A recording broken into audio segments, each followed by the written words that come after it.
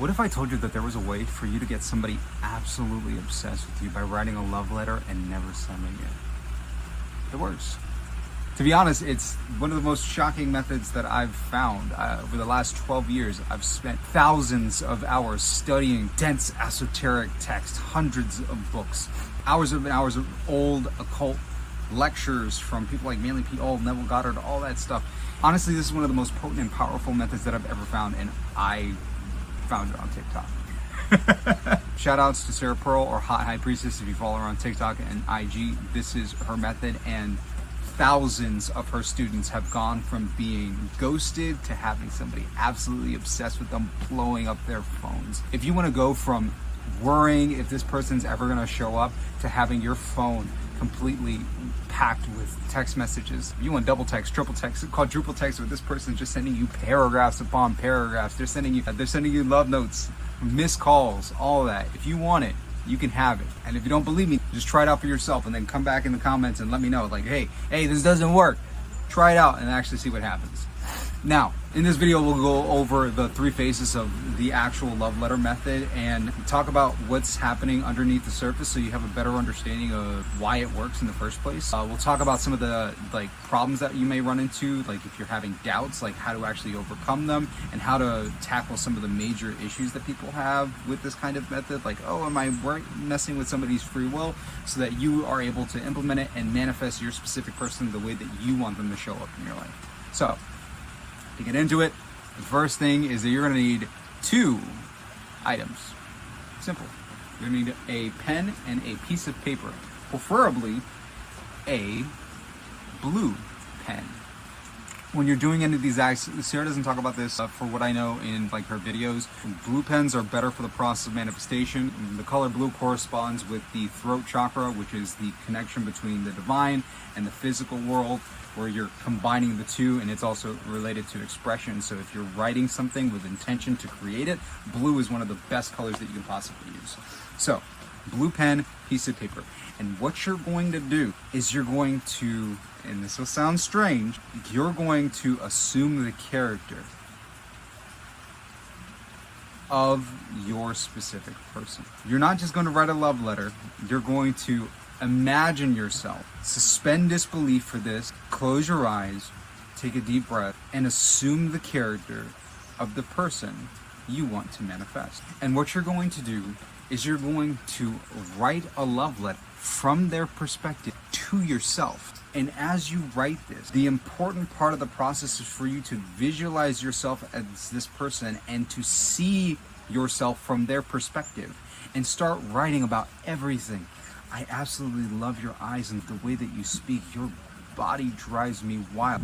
Really go into detail, writing every single thing that this person can't get off of their mind about you. Now, ultimately, this is using the law of thought transference, and we'll talk a little bit more about that. But what you really want to get into is not just writing this down. People who typically end up slowing down or not getting manifestations will usually just write and not get this fully immersed. The amount that you immerse yourself into the character and the amount that you truly feel in love with yourself is what broadcasts this vibration, this thought to your ideal person. Ultimately, because if you feel the feelings of you genuinely being loved, cherished, and obsessed by this person, the act of writing it is creating an artifact that is imbuing it with that intention and that energy. You want to make sure that you are truly feeling this person is absolutely obsessed. You want to become absolutely obsessed and in love with yourself. Because in the act of becoming obsessed and in love with yourself, writing every little last detail about what you care about and what you can't get off of your own mind. You're just like, oh, your hair, the way that you move. The more potent and powerful the signal is that you're producing. And as you write this down by hand, what happens is you're moving into a mystical, magical state. A couple of years ago, I was watching a documentary and I was researching stuff on Alan Moore, who's the guy behind V for Vendetta and The Watchmen. He's a comic writer and a magician. He was discussing Austin Osman Spare as one of the most powerful and potent artists from the UK, and also magicians, because he was responsible for the creation of like chaos magic and sigil magic, as you know, most people know it. And while discussing and looking at Spare's art, Alan was referring to the fact that when you're creating a piece of art from a mystical state, from a magical state, what happens is the piece of art becomes an artifact and a portal to recreate that feeling inside of yourself. And ultimately, that's what any artist is trying to do. We're trying to transform consciousness with any work of art that we create. We're trying to transform our own consciousness and ultimately transform the consciousness of the viewer. And what you're doing in the love letter method is you are transforming your own consciousness. You are creating a work of art where you are assuming that you're loved by being loved, by being the person who loves yourself. And even though you are transferring and trying to project that thought to the specific person, you are moving into a state where you are now a loved person, which is ultimately what ends up happening when we move from the person who's written the letter. Once you're finished with it, fold it, close it up, and then take about like 30 minutes to an hour. Go do anything else, because once you fold it and you close it, you're going to close your eyes, release the feeling, release the identity of the other person, and you're going to set the letter aside. Just let it sit there. Give it some time. Give yourself some distance from the actual act of creation. But make sure, again, while you write it, you craft and create and feel the feeling of being loved and obsessed over. Once you've finished the process and you've folded up the letter, you're going to go back and you will read it. So that phase one is where you actually go through the act of assuming the identity and writing. The next important part of the process is to read it from your own perspective, as if you are reading it from somebody who loves you, that specific person. You are reading it as if you've received the letter from them. And what happens is, after you've done this, you've shifted positions from being the creator of this to being the receiver. And in being the receiver, you have now opened yourself up to receive love, care, obsession, the feelings and emotions that you sent out. You are opening yourself up to actually receive the feelings. That's why we have the distance between when you create it and when you read it. And in the act of doing that, you shift what is known and referred to as your self-concept, and you are putting yourself at the receptive end of just being loved by this person. What is that like? And oftentimes, whenever we're trying to do any other manifestational process, it's usually very difficult for us to feel like this person, this specific person, loves and cares about us if they haven't done it around us in our life. But by doing this act and creating the love letter, we create an artifact of an actual genuine feeling and emotion of love. And to the degree that we allow ourselves to fully immerse ourselves in adoration of ourselves, where we adore and obsess over ourselves in this, we actually put ourselves in the receptive end when we read it, where we're receiving actual love. And by doing this, it becomes a powerful act where we've both been the sender and receiver of these thought vibrations, which is like absolutely wonderful and amazing. And when you do that, it's a transformational process for your consciousness. And once you've folded it up, once you've experienced it and allowed yourself to feel and bask in the feelings of receiving what it's like to have this person obsessed with you from their own perspective, after this process, you take the letter and you put it under your pillow and fall asleep with the letter under your pillow. And Sarah talked about how a lot of her students who've gone through this process have gotten vivid dreams about their specific person after doing this, which could happen. It doesn't have to happen in the process, but if it does, just know that it's a sign that your subconscious mind has picked up the signal and picked up the message, and it's working its process in the background. People have gone and gotten results literally overnight. By the next night, people have gotten messages back from, you know, exes and situationships that, you know, they didn't want to end, that they wanted these people to come back. I've personally used it, and it's tapping into the lost art of love letters. Any form of art ultimately is a magical process. It's meant to transform consciousness. It's meant to transform people's emotional states. If you want to feel sad, you go and watch like a sad romance. You want to cry, go watch The Notebook. Why? Because The Notebook is a work of art that has been imbued with emotion, those feelings, those characters, even if those characters are not real, it's an artificial construct, but the feelings and emotions that you have are still the same. They're still real. Those tears that you cry out of your eyes are still real. The same happens when we use any sort of mystical or magical process to manifest behavior from someone else, because ultimately what we're doing is not necessarily trying to change the world around us, but trying to change how we emotionally feel ourselves. Try to change how we think of ourselves. Because when we do that and we assume the self-concept of somebody who is no longer wanting or desiring to have somebody, but we are now the receiver of somebody being obsessed with us, we're like, oh wow, this person's obsessed with me. They love me. I'm loved. I am loved. I am cared for. This person can't get me out of their mind.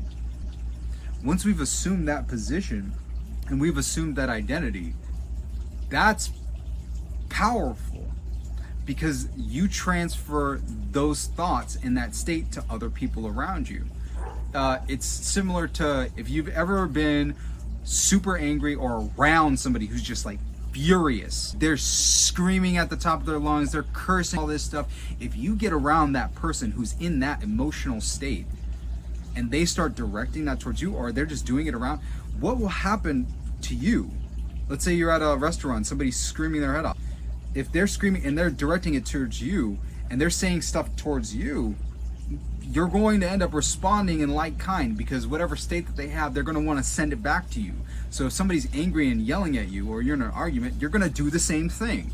That's energy transference. That's the state transference. If you have a powerful state, you transfer it to the other person. We have mirror neurons in our nervous system that fire when we have people around us who are doing something or experiencing something, and we experience something similar within our own bodies. We're vibrating in resonance with them. So if you move into a state where you feel loved and cared for, you broadcast that out, whether you're around that person or not. And this is where we get into stuff like quantum entanglement and quantum realities. Something that'll help you out in this process if you want to manifest your specific person. After you've done that and written the letter, you now have an artifact that when you look at it should produce the state of you feeling loved. Whenever you look at it, if you put it up on the wall, which works really well, put it up on the wall, it serves the same purpose as like a vision board. Because when you look at it, you now have the ability to tune into the reality where that person loves you. You know what that feels like, because by looking at that and reading it, you understand what it's like to be truly loved and to be cared about and to be obsessed over from that person by reading that work of art that you created. It becomes a tuning fork to tune you into that reality, to get you back into focus with, this person loves me, they're obsessed with me. What will happen sometimes is people end up being doubtful. Like if you're just experiencing doubt, you're unsure, I don't know if this person is going to come back or not. That's the point of having this up on the wall, just like a vision board, because it allows you to align your imagination and your feelings with the reality that it is done, it is finished. You created the emotional event by feeling the feeling, making the work of art, and then reading it.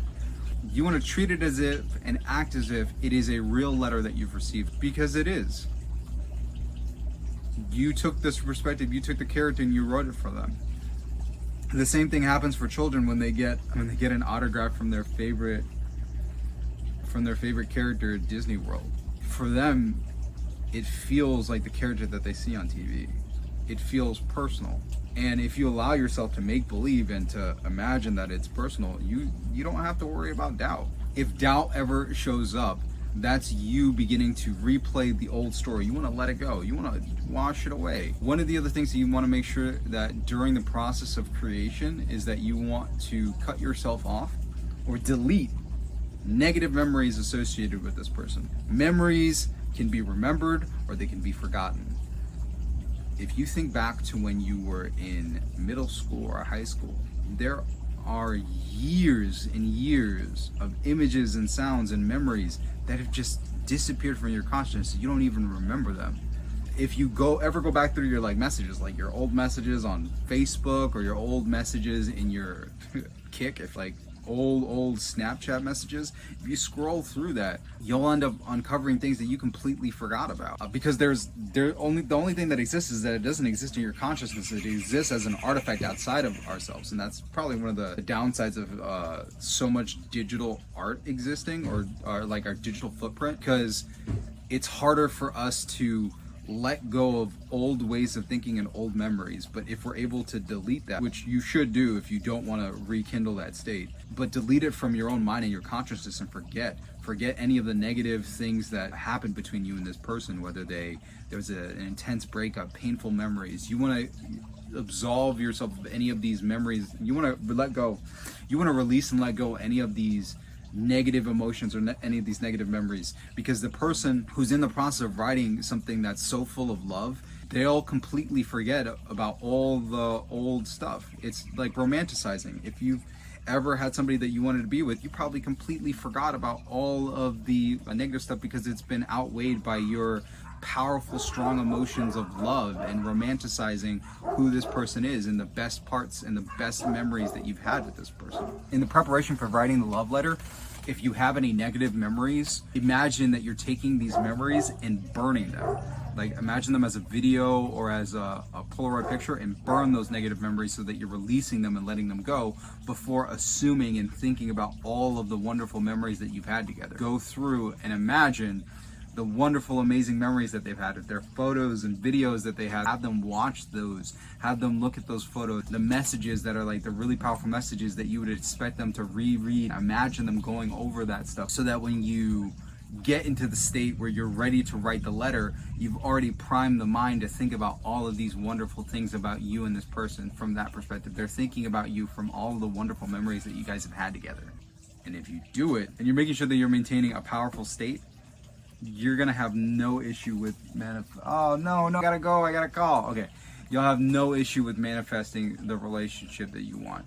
If you're able to erase doubt out of your mind, you can use a letter as the method to snap you out of it, snap you out of the state of doubt back into the state of it is done, it is finished. This person sent me the letter. Like, why would I think that? I know it works because I used actual letters. When me and my partner initially split, and she was like really hostile towards me or just didn't want to talk to me, one of the things that I did to help was I found old little like notes, like small little notes that she would write for me, and I had a collection of them. And what I would do is I would read them and I would remind myself, no matter what she says, she's felt like this. This is how she feels about me.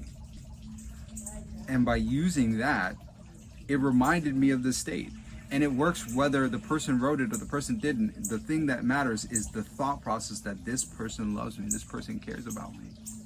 But if you're worried about something like free will, I don't want to mess with somebody's free will, you can adopt the belief of quantum theory and parallel realities, where what you're doing is you're not messing with anybody's free will. No person around you has free will. What you're actually doing is you're just choosing out of an infinite number of parallel realities to move from the reality where you do not have a relationship with them to the reality where this is real, this is how they think, this is what they say, and this is what they've sent to you. You're just moving into the parallel reality where the person is like that. There's an infinite number of realities that this person manifests as, where they love you, they hate you, and all of these other experiences and emotions.